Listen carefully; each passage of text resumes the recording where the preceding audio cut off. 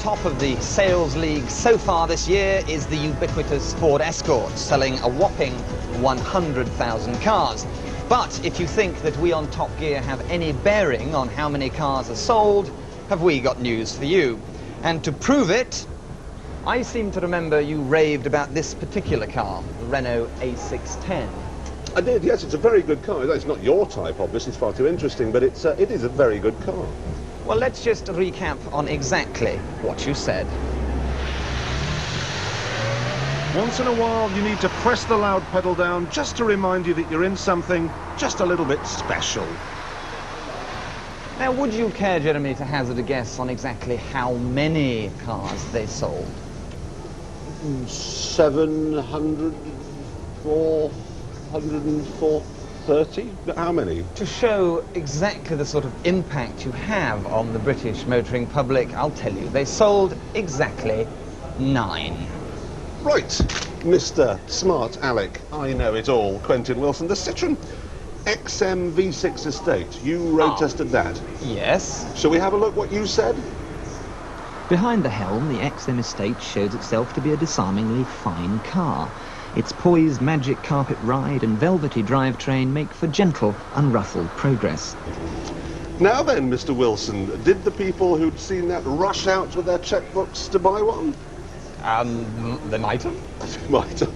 And let's see how many did. Want to try and guess? Ooh, thousands? No! 13. 13 people bought an XM Estate with a V6 engine so far this year. Right. Well, you raved on Top Gear about the Saab 900. Yes, now that is a good car, yes, very good. Well, that's a rotten bit of luck for Saab then, isn't it?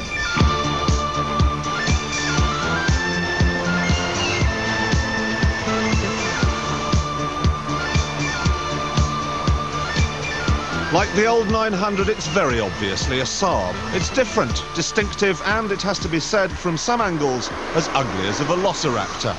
And again, like the old model, it's built like a brick lavatory house.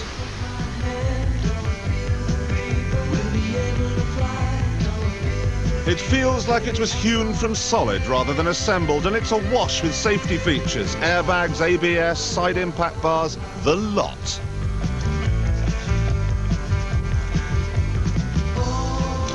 So the new 900 is safe, it's clean, and if you go for the turbo, it's very fast.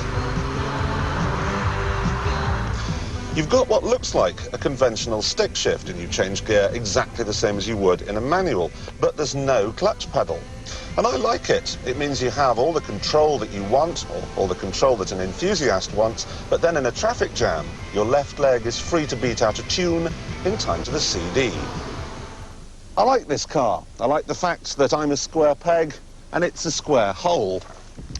I also like the fact there's space in the back for 3 adults, even if they're as grotesquely deformed as a BBC film crew. Would you please get out and stop fooling around? I also like the fact the boot is big enough for all their toys. However, for the money, £20,000 or thereabouts, this is not the car I'd buy. This, on the other hand, very probably is. It isn't as wild or as powerful as the turbo, but it's much, much smoother. And how do I know that? Because it's exactly the same engine they fit in top-notch Vauxhall Cavaliers.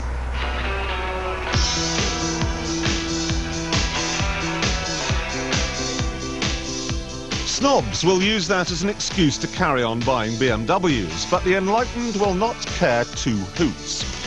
This may well have a Vauxhall heart, but it's still a proper Saab, and that will keep Saab enthusiasts happy.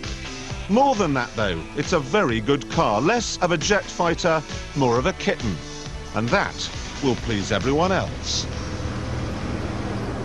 If you'd suggested to BMW a few years ago that they should sell diesel, they would have laughed themselves silly. The image of nasty oil burners just didn't fit in with the smooth, svelte, executive luxury saloons they've been selling. But of course today the image of diesel has changed fundamentally. It's currently got 20% of the new car market, and BMW dealers are laughing all the way to the bank. Why? Well, the diesel versions of their 3 and 5 Series cars have proved a resounding success. This is the 525 TDS, the latest of the 6-cylinder diesel family. turbocharged and now intercooled to give the best output of any diesel in the world. A maximum speed of around 130 miles an hour, but a fuel consumption still of around 40 to the gallon. On paper, it makes a lot more sense than the petrol-engined 520. Now, while there aren't many on the used car market yet, the queues for the new ones indicate that the second-hand value is likely to be the best in its class. Now, while this might well be the fastest diesel you can buy, it's no match for the racing BMWs. Somebody's got a wheel ride. It's not been